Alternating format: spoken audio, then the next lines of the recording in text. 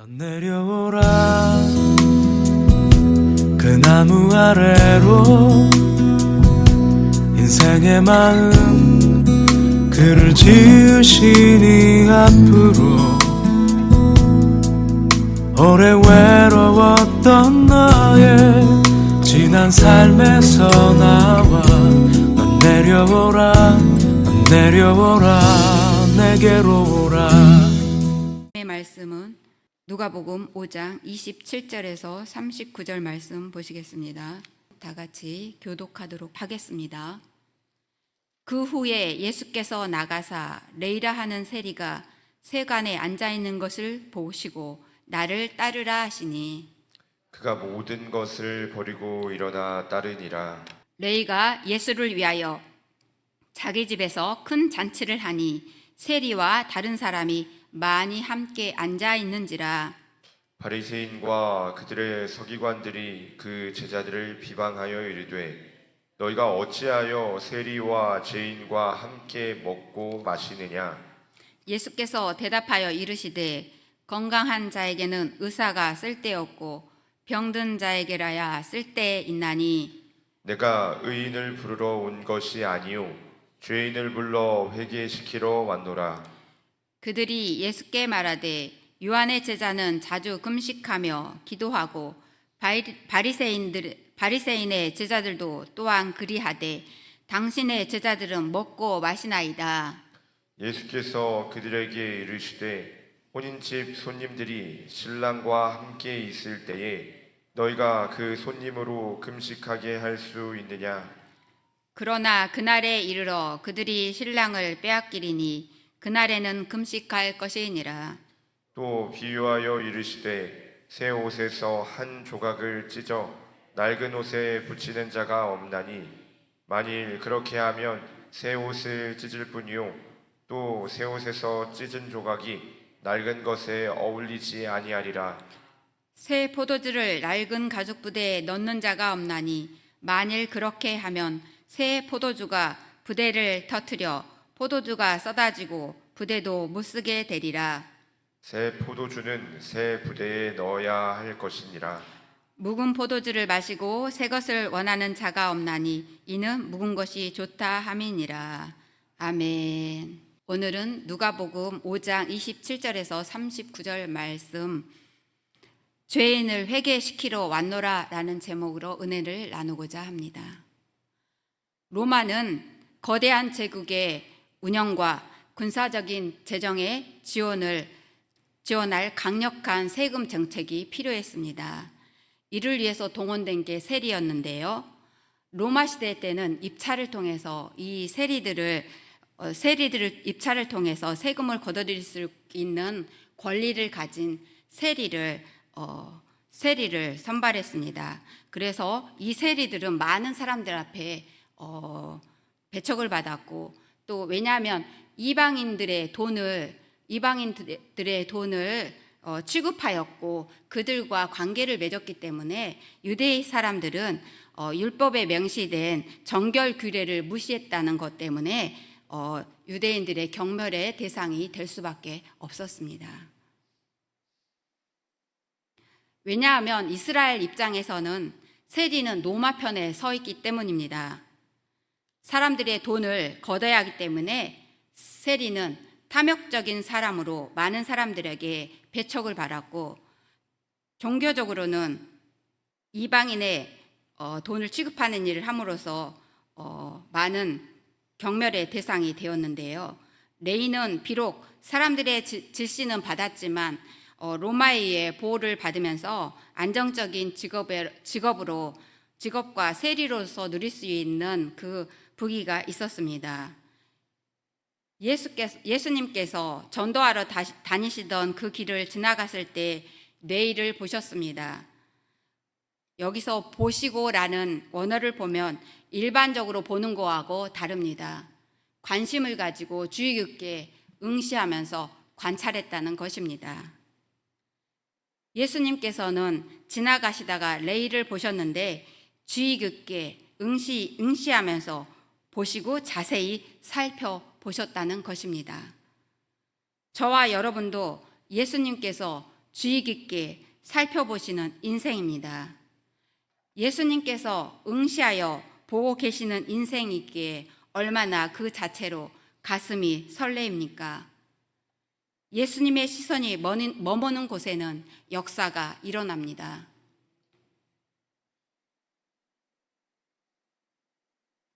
그리고 드디어 예수님께서 레이를 부르십니다.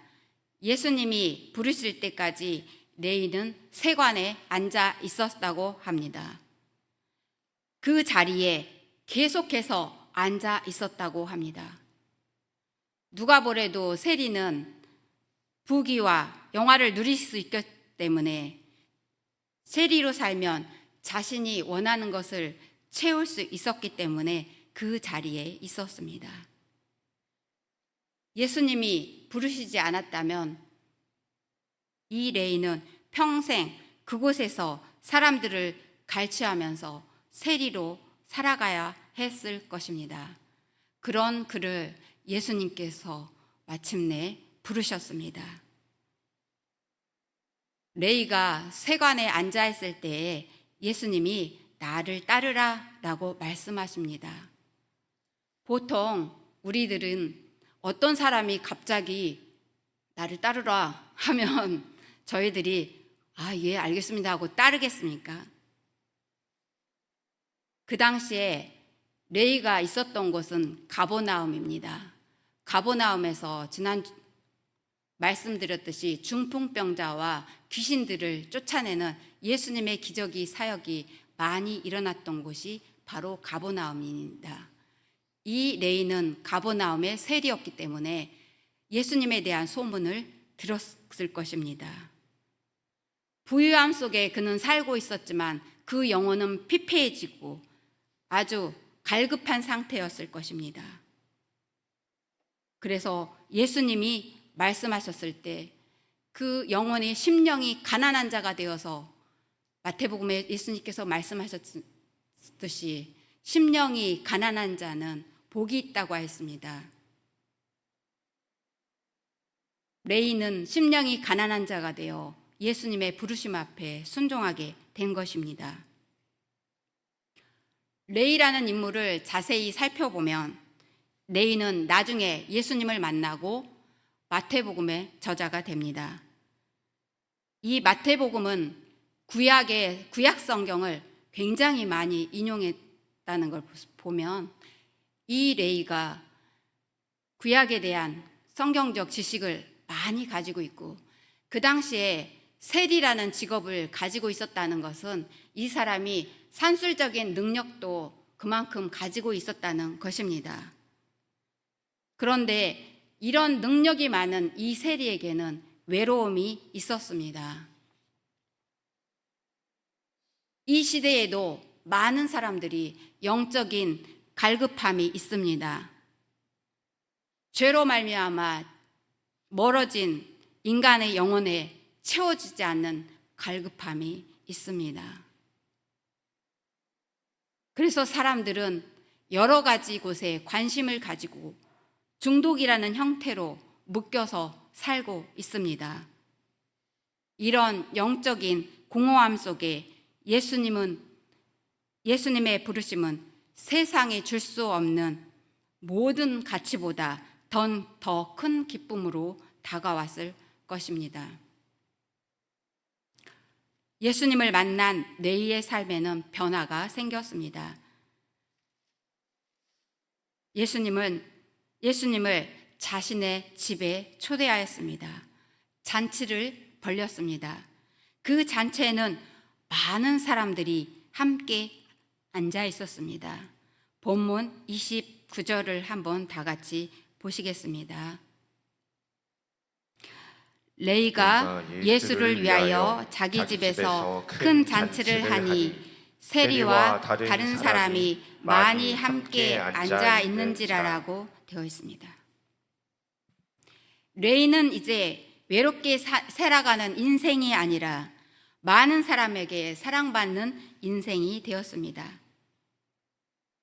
또 그 당시에 예수님은 각종 질병과 귀신을 내어 쫓아 주셔서 예수님에게는 많은 무리가 따랐습니다. 예수님은 잔치의 주인으로 초대되어 레이의 집에 들어오셨습니다.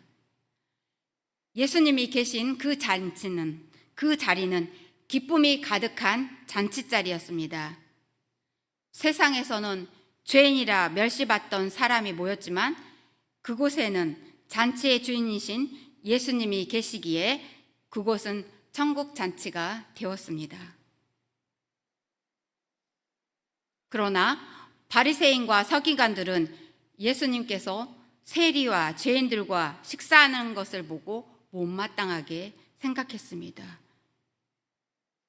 왜냐하면 그 당시에는 세리와 죄인들과 접촉하면 그 사람도 부정해진다는 생각을 갖고 있었기에 그들은 예수님을 비방했습니다. 그때에 예수님께서 말씀하셨습니다.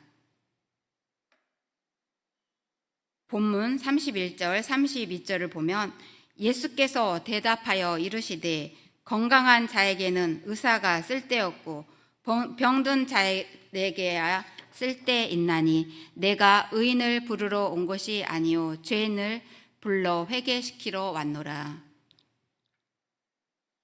그렇습니다.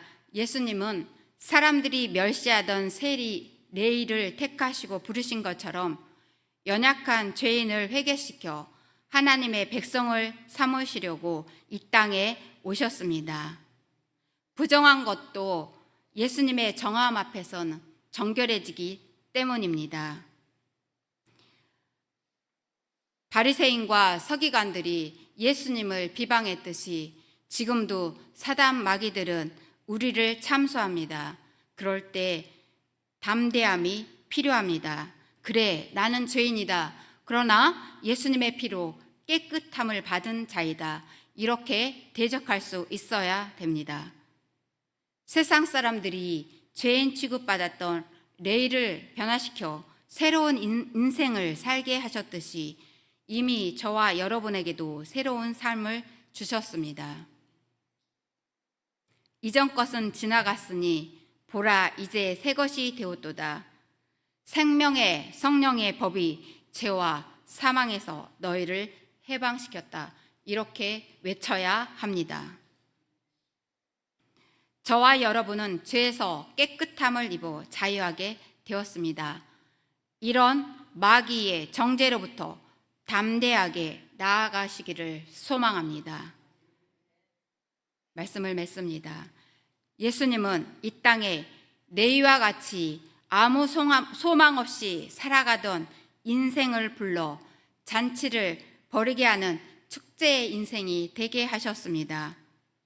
그것은 예수님과 함께하는 잔치입니다. 레위는 예수님의 부르심 앞에 망설이지 않고 즉시로 순종하였습니다. 하던 일을 멈추고 예수님을 따랐습니다. 저와 여러분도 분주한 삶의 일을 잠깐 멈추어 서서 예수님의 부르심의 음성 앞에 귀 기울이시는 시간을 가져보시기를 소망합니다. 그럴 때 틀어진 방향을 잡고 바로잡고 또 힘을 내어 부르심의 소망을 향해 더 힘있게 나아갈 수 있는 것입니다. 오늘도 하나님은 저와 여러분의 삶을 보고 계십니다.